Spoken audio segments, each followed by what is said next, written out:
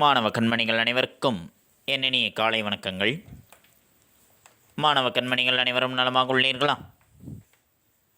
மாணவ கண்மணிகள் தங்களுடைய வழிபாட்டினை கூறிவிட்டீர்களா? நன்றி. நான் ஒரு நல்ல ஆசிரியர். நான் உங்களுக்கு தாயாகவும் தந்தையாகவும் இருந்த முறையான கல்வியை அன்புடன் போதிப்பேன். நான் ஒரு நல்ல ஆசிரியர். நான் உங்களுக்கு தாயாகவும் தந்தையாகவும் இருந்த முறையான கல்வியை அன்புடன் போதிப்பேன். நான் ஒரு நல்ல ஆசிரியர். நான் உங்களுக்கு தாயாகவும் தந்தையாகவும் இருந்த முறையான கல்வியை அன்புடன் போதிப்பேன். அனைவருக்கும் என் இனிய காலை வணக்கங்கள். மாணவ கண்மணிகளை, வெற்றிகரமாக முதல் பருவத்தை கடந்து இரண்டாம் பருவத்தில் நாம் அடியெடுத்து வைத்துள்ளோம். மாணவ கண்மணிகள், முதல் பருவத்தில் நடத்திய பாடங்கள், கதைகள், இலக்கண பகுதிகள் அனைத்தையும் நன்கு கற்றிருப்பீர்கள் என எண்ணுகின்றேன். இன்றிலிருந்து நாம் காண இருப்பது பருவம் 2, இரண்டாம் பருவத்தில். முதல் பருவத்தில் நாம் பார்த்ததைப் போலவே இரண்டாம் பருவத்திலும் 3 இயல்களானது இருக்கின்றது. அறிவியல், தொழில்நுட்பம், கல்வி, கலை, அழகியல் ஆகிய 3 இயல்களாக கொடுக்கப்பட்டிருக்கின்றது.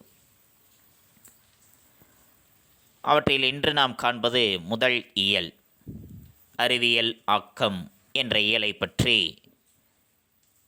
இன்றைய பாடப்பகுதியில் நாம் காண இருக்கின்றோம். இந்த அறிவியல் ஆக்கம் என்ற இயலை கற்பதனுடைய நோக்கம் என்ன? இந்த இயலை கற்பதனுடைய நோக்கம் என்று பார்த்தால், சங்க இலக்கிய பாடல்களை சீர்பிரித்து படிக்கக்கூடிய திறனும் கருத்தை உணரும் திறனும் பெறுதல். சங்க இலக்கிய பாடல்களானது 10 பாட்டு 8 தொகை என்று இருக்கக்கூடிய சங்க இலக்கிய பாடல்களில் அவற்றை சீர்பிரித்து அவற்றை படிக்கக்கூடிய திறனையும் அதனுடைய கருத்தை உணரக்கூடிய திறனையும் பெறுவது. அதேபோல தமிழர்களினுடைய கப்பல் கட்டும் தொழில்நுட்ப முறையை இலக்கியங்கள் வழி அறிந்து வியத்தல். தமிழர்கள் தங்களுடைய கப்பல் கட்டும் தொழில்நுட்ப முறையை எப்படி அறிந்திருந்தார்கள்? எப்படி அவர்கள் கப்பல் கட்டினார்கள்? அதற்கான தொழில்நுட்ப முறை என்ன என்பதை அறிந்து அதனையும் இலக்கியங்கள் வழியாக, சங்க இலக்கியங்கள் மூலமாக அவற்றை அறிந்து வியப்படைவது. அதேபோல மொழிபெயர்ப்பு புதினத்தை படித்தறிந்து கதையை சுருக்கமாக சுவைபட எடுத்துரைத்தல். மொழிபெயர்ப்பு வேற்று மொழிகளில் எழுதப்பட்டிருக்கக்கூடிய ஏதேனும் ஒரு புதினத்தை நம்முடைய தாய்மொழியில் அவற்றை மொழிபெயர்க்கும் பொழுது அந்த புதினத்தை படித்தறிந்து கொண்டு அதில் இடம்பெற்றிருக்கக்கூடிய கதைகளை சுருக்கமாகவும் சுவைபடவும் எடுத்துரைக்கக்கூடிய திறனை பெறுவது. மொழியில் பயன்படுத்தப்படும் இலக்கிய வகை சொற்களை கண்டறிதல். மொழிகளில் பயன்படுத்தப்படுகின்ற இலக்கிய வகை சொற்கள் என்னென்ன இலக்கிய வகை சொற்களானது மொழிகளில் பயன்படுத்தப்படுகின்றன என்பதை கண்டறிவது. இவற்றைத்தான் இந்த இயலின் வாயிலாக நாம் அறிந்து கொள்ள இருக்கின்றோம். சங்கப் பாடல்களை சீர்பிரித்து படிக்கக்கூடிய திறனையும் அதனுடைய கருத்தை உணரக்கூடிய திறனையும் பெறுவது. தமிழர்களினுடைய கப்பல் கட்டும் தொழில்நுட்ப முறையை இலக்கியங்கள் வாயிலாக அறிந்து கொள்வது. மொழிபெயர்ப்பு புதினத்தை படித்தறிந்து கதையை சுருக்கமாக சுவைபட எடுத்துரைப்பது. மொழியில் பயன்படுத்தப்படுகின்ற இலக்கிய வகை சொற்களை கண்டறிவது. இவற்றை பற்றித்தான் இந்த இயலின் வாயிலாக நாம் அறிந்து கொள்ள இருக்கின்றோம். அதில் நாம் முதலில் காண்பது கலங்கரை விளக்கம் என்ற கவிதை பேழையை பற்றி பார்க்க இருக்கின்றோம். பாடப்பகுதிக்குள் செல்வோமா மாணவர்களே? தங்களுடைய பாடப்புத்தகத்தில் பக்கம் எண் 2 எடுத்துக்கொள்ளுங்கள். எடுத்துக்கொண்டீர்களா? நன்றி. கடியலூர் உருத்திரங்கண்ணனார். கலங்கரை விளக்கம் என்ற இந்த பாடலை இயற்றியவர் கடியலூர் உருத்திரங்கண்ணனார் என்பவர். இவருடைய இயற்பெயர் கண்ணனார் என்பது. இவருடைய தந்தையார் பெயர் உருத்திரன் என்றும் கூறுகின்றார்கள். இவருடைய இயற்பெயர் கண்ணனார், இவருடைய தந்தையார் பெயர் உருத்திரன் என்றும் சொல்கின்றார்கள். தந்தையாரினுடைய பெயரை தன்னுடைய பெயரோடு இணைத்து கொண்டு உருத்திரங்கண்ணனார் என்று இவர் அழைக்கப்படுகின்றார்.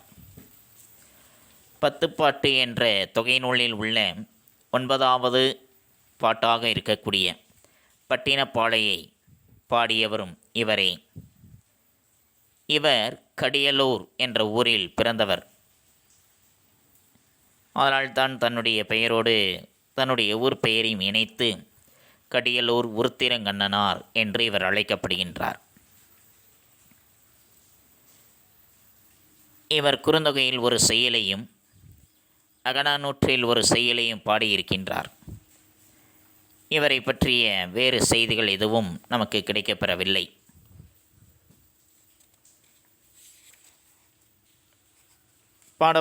பகுதியானது கலங்கரை விளக்கம் என்ற பாடப்பகுதியானது 10 பாட்டு நூல்களில் ஒன்றாக இருக்கக்கூடிய பெரும்பானாற்றுப் படையில் அமைந்திருக்கின்றது. சங்ககால பாடல்கள், சங்க இலக்கிய பாடல்களானது பொருள், யாப்பு, அடிவரையறை ஆகியவற்றை கருதி அவை தொகுக்கப்பட்டிருக்கின்றன. அந்த நூல்களானது 10 பாட்டு, 8 தொகை ஆகிய தொகை நூல்களாக அமைந்திருக்கின்றன. 10 பாட்டினுள் அமைந்திருக்கக்கூடிய ஒரு நூல் பெரும்பானாற்றுப்படை என்பது. 500 அடிகளை கொண்ட அந்நூலிலிருந்து 5 அடிகளானது எடுக்கப்பட்டு நமக்கு பாடமாக தரப்பட்டிருக்கின்றது. 500 அடிகளை கொண்டிருக்கக்கூடியது பெரும்பானாற்றுப்படை என்பது. அந்த 500 அடிகளிலிருந்து ஒரு 5 அடிகள் நமக்கு பாடப்பகுதியாக கொடுக்கப்பட்டிருக்கின்றது. ஏன் இந்நூலுக்கு பெரும்பானாற்றுப்படை என்ற பெயர்?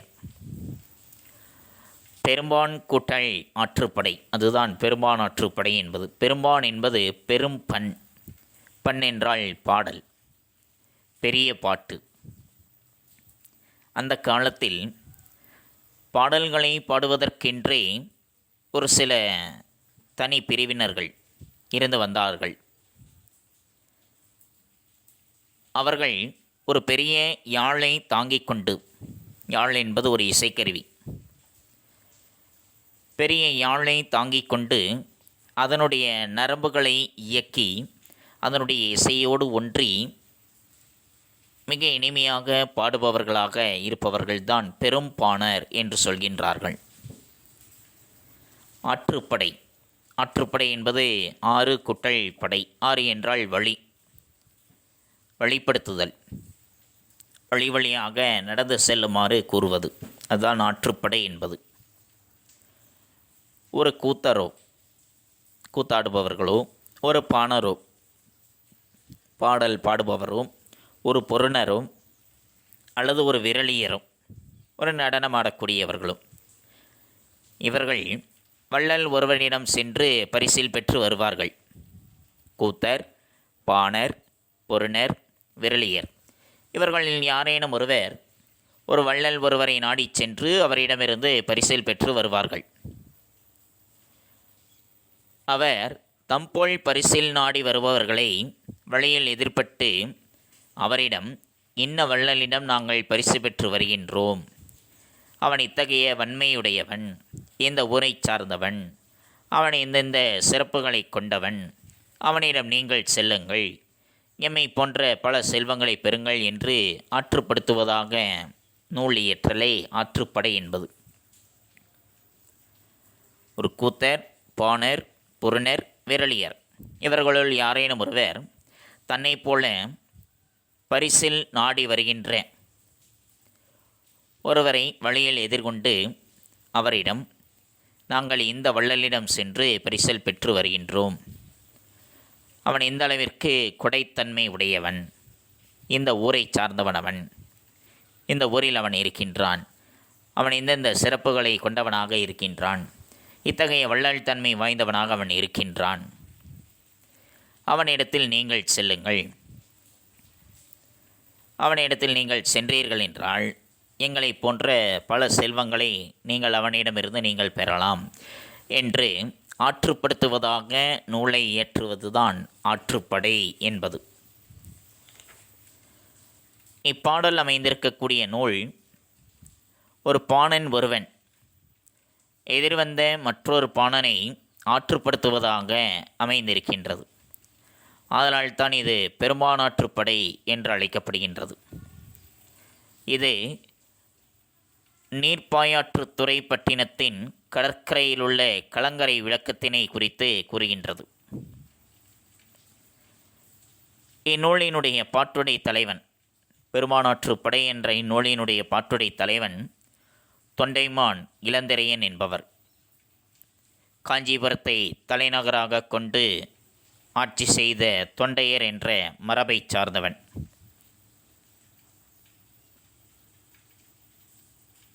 இந்நூலினுடைய 346 அடி முதல் 351 வரை உள்ள அடிகளானது நமக்கு பாடப்பகுதியாக இடம்பெற்றிருக்கின்றது. 10 பாட்டு நூல்கள் என்பவை திருமுருகாற்றுப்படை, பொருணராற்றுப்படை, பெரும்பானாற்றுப்படை, சிறுவானாற்றுப்படை, முல்லைப்பாட்டு, மதுரை காஞ்சி, நெடுநல்வாடை, குறிஞ்சிப்பாட்டு, பட்டினப்பாலை, மலைப்படுகடாம் என்பவை. இதில் பெரும்பானாற்றுப்படையும் பட்டினப்பாளையிலும் இருக்கக்கூடிய நூல்களை இயற்றியவர் கடியலூர் உருத்திரங்கண்ணனார் என்பவர். இது அனைவரை பற்றிய குறிப்புகளானது. பாடலை காண்போமா மாணவர்களே? நன்றி. கலங்கரை விளக்கம். கலங்கரை விளக்கம். கலங்கரை விளக்கம் பார்த்திருக்கின்றீர்களா? கடற்கரைகளில் துறைமுகமானது எங்கு அமைக்கப்பட்டிருக்கின்றதோ அந்த துறைமுகத்திற்கு சற்று தொலைவில் கடற்கரையில் அந்த கலங்கரை விளக்கம் என்பது அமைக்கப்பட்டிருக்கும். ஒரு உயர்ந்த கோபுரம். அந்த கோபுரத்தினுடைய உச்சியில் ஒளிர்கின்ற விளக்கானது இருக்கும். இரவு நேரங்களில் அந்த விளக்கானது சுழன்று கொண்டே இருக்கும். அதனுடைய ஒளியானது தொலைதூரம் வரை தெரியும். இரவு நேரங்களில், பகல் நேரங்களில் துறைமுகம் எங்கே இருக்கின்றது என்பது கடலில் வருபவர்களுக்கு, கப்பலில் வருபவர்களுக்கு மிக எளிதாக தெரியும். அதே இரவு நேரம் என்றால் துறைமுகம் எங்கே இருக்கின்றது என்பதை அவர்களால் அறிந்து கொள்ள இயலாது. ஆகவே அவர்கள் அவற்றை அறிந்து கொள்ள வேண்டும் என்பதற்காக அந்த கலங்கரை விளக்கங்களானது ஏற்படுத்தப்பட்டிருக்கின்றது. அந்த விளக்கினுடைய ஒளியானது தொலைதூரத்தில் தெரியும் பொழுதே அங்கே கலங்கரை விளக்கம் இருக்கின்றது, அப்பொழுது அங்கு துறைமுகமானது இருக்கும் என்பதை அறிந்து கொண்டு கப்பலை பாதுகாப்பாக துறைமுகத்தை நோக்கி செலுத்துவார்கள். அதற்காக ஏற்படுத்தப்பட்டதுதான் கலங்கரை விளக்கம் என்பது. கடலும் கடல் சார்ந்த இடமும் தமிழரின் வாழ்நிலங்களில் ஒன்று. கடலும் கடல் சார்ந்திருக்கக்கூடிய இடமும் தமிழர்களினுடைய ஐவகை நிலங்களில் ஒன்றாக இருக்கின்றது. நெய்தல் நிலம் என்பது கடலும் கடல் சார்ந்த பகுதி என்று சொல்லப்படுவது. கடலோடு வாழ்ந்த தமிழர் தம் தொழில்நுட்ப அறிவால் களம் படைத்து அதனை கொண்டு மீன் பிடித்தும் வணிகம் செய்தும் வாழ்ந்து வந்தனர். கடலோடு வாழ்ந்து வந்த தமிழர்கள், கடலோடு இணைந்து வாழ்ந்த தமிழர்கள் தங்களுடைய தொழில்நுட்ப அறிவினால் களம் படைத்து, களம் என்றால் கப்பல், தங்களுடைய தொழில்நுட்ப அறிவை கொண்டு கப்பலை படைத்து, கப்பலை உருவாக்கி அதனை கொண்டு மீன் பிடித்தும் மற்றும் வணிகம் செய்தும் அவர்கள் வாழ்ந்து வந்தார்கள். கடற்பயணம் சென்று கரை திரும்ப தமிழர் கண்ட தொழில்நுட்பமே கலங்கரை விளக்கம்.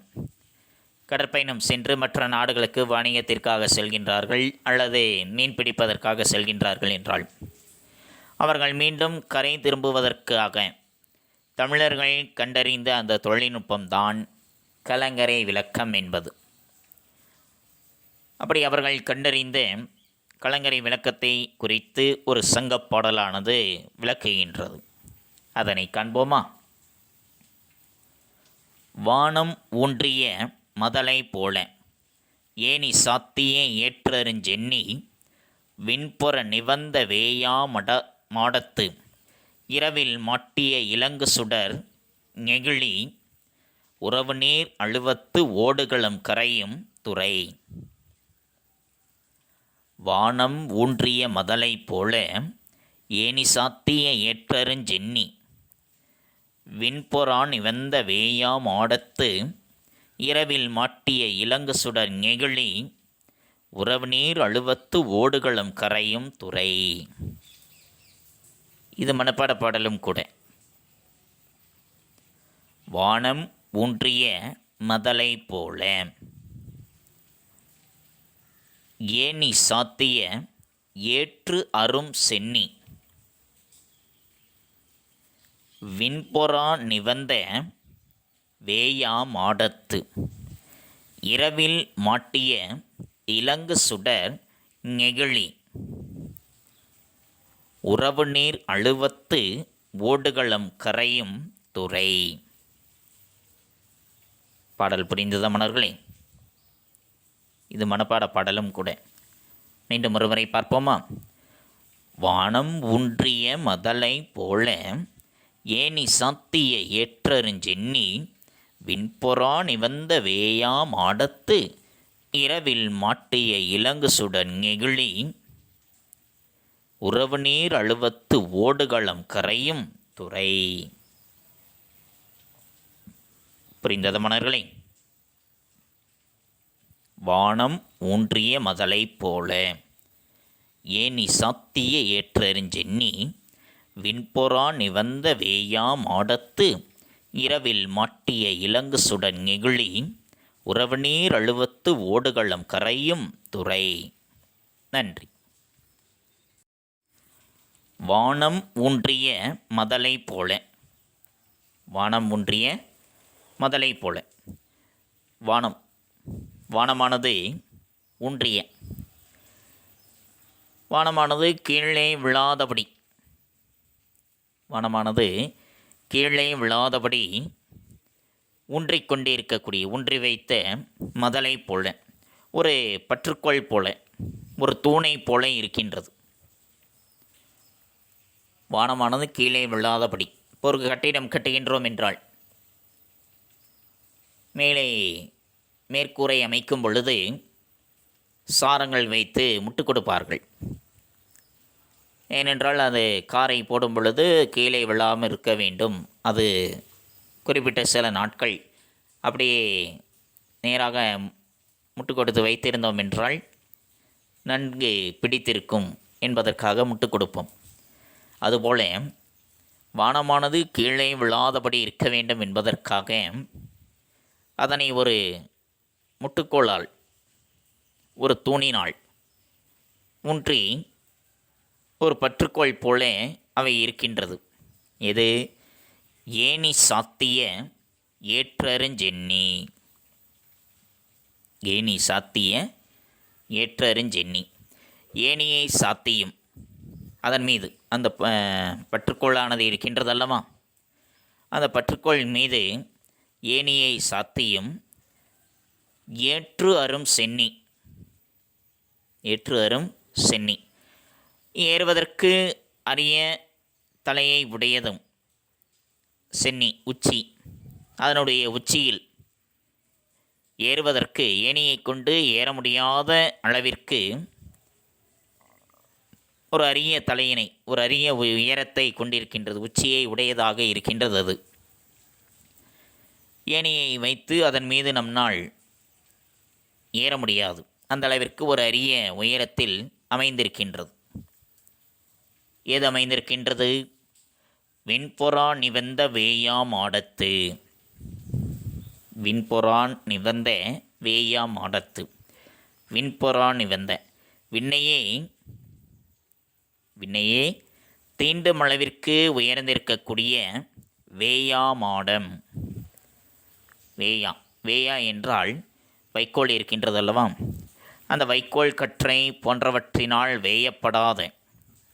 மேயப்படாத திண்மையான சாந்தால் பூசப்பட்டு இருக்கக்கூடிய, சாந்து என்பது சுண்ணாம்பு, திண்மையான சாந்தினால் பூசப்பட்டு இருக்கக்கூடிய மாடம், ஒரு மாடமானது.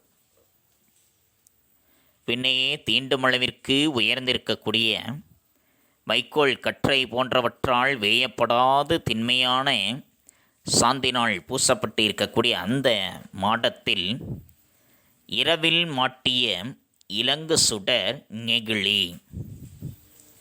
இரவில் மாட்டிய இலங்கு சுடர் நெகிழி. அந்த மாடத்தினுடைய உச்சியினிலே இரவில் மாட்டிய ஏற்றப்பட்டு இருக்கக்கூடிய இலங்கு சுடர், இரவில் ஏற்றப்பட்டு இருக்கக்கூடிய சுடர் விளக்கு. அந்த விளக்கானது நெகிழி என்றால் தீச்சுடர். அந்த தீச்சுடரானது இறங்கி நெகிழ்ந்து காணப்படுகின்றது. அந்த மாடத்திலே உச்சியிலே இரவில் விளக்கானது ஏற்றப்படும். அந்த விளக்கினுடைய ஒளியானது உறவுநீர் அழுவத்து ஓடுகளம் கரையும் துறை. உறவுநீர் அழுவத்து ஒரு பெரிய கடற்பரப்பிலே திசை மாறி ஓடுகின்ற மரக்களங்களை கரையும் துறை, அழைக்கக்கூடிய நீர்ப்பாயற்று துறை பின்னே கிடக்க அங்கிருந்து செல்கின்றது. அந்த மரக்கலங்களை இங்கே அழைக்கின்றது, இங்கே திரும்பி வாருங்கள். பெரும் கடற்பரப்பில் திசை மாறி திரும்பி செல்கின்ற அந்த மரக்கலங்களை இங்கே துறைமுகமானது இருக்கின்றது, நீர்ப்பாயற்ற துறை இங்கே இருக்கின்றது, இங்கே இதன் திசை நோக்கி உங்களுடைய மரக்கலங்களை திருப்புங்கள் என்று அவற்றை அழைப்பதாக அந்த விளக்கினுடைய ஒளியானது காணப்படுகின்றது என்று சொல்கின்றார்.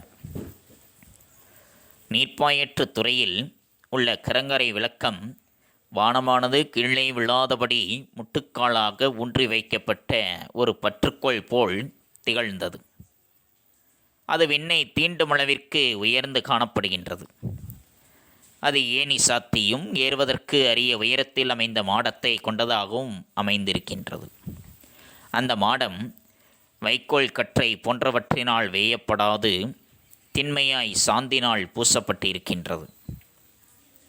அந்த மாடத்து உச்சியிலே இரவில் விளக்கு ஏற்றப்படும். அந்த விளக்கினுடைய ஒளியானது இறங்கி நெகிழ்ந்து பெரும் கடற்பரப்பில் திசை தப்பி ஓடுகின்ற மரக்கலங்களை இங்கே வாருங்கள் என்று அழைப்பதாக இருக்கின்றது என்று சொல்கின்றார். இதுதான் அந்த பாடலினுடைய பொருள். புரிந்த மன்னர்களே, நம்முடைய முன்னோர்கள் கடற்பயணம் செய்யக்கூடிய மக்களுக்கு அருகிலே கடல் துறை இருக்கின்றது என்பதை அறிவிக்கும் விதமாகத்தான் ஆங்காங்கே கலங்கரை விளக்கங்களை அமைத்திருந்தார்கள். அவை மற்ற கட்டடங்களினுடைய உயரத்தை காட்டிலும் மிக மிக உயரமானதாக கடலோரம் அமைக்கப்பட்டிருந்தன. அவற்றினுடைய மாடங்கள் இயற்கையினுடைய சீற்றத்தினால் எளிதில் பாதிப்படையாத வகையில் அவை வைக்கோல் கற்றையால் மேயப்படாமல் திண்மையாக மிக வலிமையாக இருக்கக்கூடிய சாந்தினால் சுண்ணாம்பினால் அவை பூசப்பட்டிருக்கின்றன. இதன் மூலமாக பண்டைய தமிழர்களினுடைய தொழில்நுட்ப திறனை நாம் அறிந்து கொள்ளலாம். அது மட்டுமல்லாது அந்த கலங்கரை விளக்கத்தினுடைய உயர்வினை வானம் ஊன்றிய முதலை போல ஏனி சாத்திய ஏற்றரும் சென்னி விண்புற நிவந்த வேயாமாடம் என்ற தொடர்களின் மூலமாக நாம் அறிந்து கொள்ளலாம். புரிந்ததா மன்னர்களே? நன்றி. மாணவ கண்மணிகளை, இதுகாரும் நாம் கண்டறிந்தது கலங்கரை விளக்கம் என்ற பாடலை பற்றி பார்த்தோம். நீட்பாயற்ற துறையில் உள்ள கலங்கரை விளக்கம் வானம் கீழே விழாதபடி முட்டுக்காலால் ஊன்றி வைக்கப்பட்ட ஒரு பற்றுக்கோள் போல திகழ்ந்தது. அது விண்ணையே தீண்டும் அளவிற்கு உயர்ந்து காணப்பட்டது. அஃது ஏணி சாத்தியும் ஏறுவதற்கு அரிய உயரத்தில் அமைந்த மாடத்தை கொண்டிருந்தது. அந்த மாடமானது வைக்கோல் கற்றை போன்றவற்றினால் வேயப்படாமல் திண்மையாக மிக வலிமையாக சாந்தினால் பூசப்பட்டிருந்தது. அந்த மாடத்தினுடைய உச்சியிலே இரவு நேரத்தில் விளக்கானது ஏற்றப்படும். அந்த விளக்கினுடைய ஒளியானது இறங்கி நெகிழ்ந்து பெரும் கடற்பரப்பில் திசை மாறி ஓடுகின்ற மரக்கலங்களை இங்கே வாருங்கள் என்று அழைக்கும். அதற்காகத்தான் கலங்கரை விளக்கங்களை கடல்துறை அருகே அவற்றை அமைத்திருந்தார்கள். அவை மற்ற கட்டடங்களினுடைய உயரத்தை காட்டிலும் மிக மிக உயரமானதாக அமைக்கப்பட்டிருந்தன. அவற்றினுடைய மாடங்கள் இயற்கையினுடைய சீற்றத்தினால் எளிதில் பாதிப்படையாதிருக்க வேண்டும் என்பதற்காக திண்மையான சாந்தினால் அவை பூசப்பட்டிருந்தது. இதன் மூலமாக பண்டைய தமிழர்களினுடைய தொழில்நுட்ப திறனை நாம் அறிந்து கொள்ளலாம். இவற்றை பற்றித்தான் இன்றைய பாடப்பகுதியில் கண்டறிந்தோம். மாணவ கண்மணிகளுக்கு நன்கு புரிந்திருக்கும் என எண்ணுகின்றேன். அடுத்து நாம் காண்பது பாடப்புத்தகம் படித்தல். பாடப்புத்தகம் படித்தல் பக்கம் எண் 2 மற்றும் 3. பக்கம் எண் 2 கலங்கரை விளக்கம் என்பதில் ஆரம்பித்து பக்கம் எண் 3 தெரிந்து தெளிவோம் 10 பாட்டு நூல்கள் என்பது வரைக்கும் மாணவ கண்மணிகள் பாடப்புத்தகம் படித்தலாக எடுத்துக்கொண்டு எழுந்து நின்று உறக்கப் படியுங்கள். தங்களுடைய படித்தல் பயிற்சியினை சற்று மேம்படுத்திக் கொள்ளுங்கள். அடுத்து நாம் காண்பது வீட்டுப்பாடம். வீட்டுப்பாடம் பக்கம் எண் 4. பக்கம் எண் 4 மதிப்பீடு பகுதி இருக்கின்றதா? அதில் சரியான விடையை தேர்ந்தெடுத்து எழுதுக. வேயாமாடம் எனப்படுவது. வேயாமாடம் எனப்படுவது என்ன? வைக்கோலால் வேயப்படுவது, சாந்தினால் பூசப்படுவது, ஓலையால் வேயப்படுவது, துணியால் மூடப்படுவது. எது வேயாமாடம்? சாந்தினால் பூசப்படுவது, அதுதான் வேயாமாடம் என்பது. உறவு நீர் அழுவம் இத்தொடரில் அடிக்கோடிட்ட சொல்லின் பொருள். உறவு நீர் அழுவம், இதில் அடிக்கோடிட்ட சொல்லின் பொருள் அழுவம். காற்று, வானம், கடல், மலை. இது கடல்.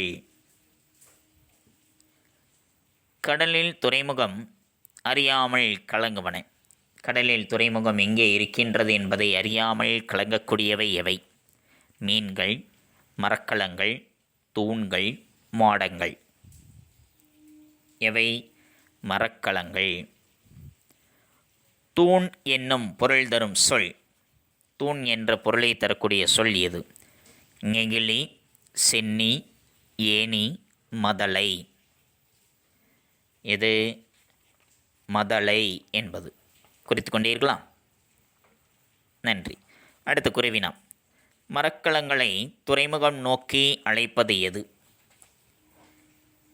எவை மரக்கலங்களை துறைமுகம் நோக்கி அழைக்கின்றன? கலங்கரை விளக்கம். சரியான பதில். எது என்பதை அடித்துவிட்டு அதன் அருகிலேயே கலங்கரை விளக்கம் என்று எழுதி கொள்ளுங்கள்.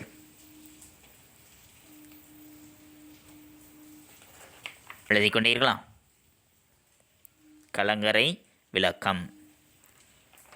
அடுத்தது இரண்டாவது, கலங்கரை விளக்கத்தில் எந்நேரத்தில் விளக்கு ஏற்றப்படும்? கலங்கரை விளக்கத்தில் எந்த நேரத்தில் விளக்கு ஏற்றுவார்கள்? இரவு நேரத்தில். அப்போ எந்நேரத்தில் என்பதை அடித்து இரவு நேரத்தில் என்று எழுதி கொள்ளுங்கள்.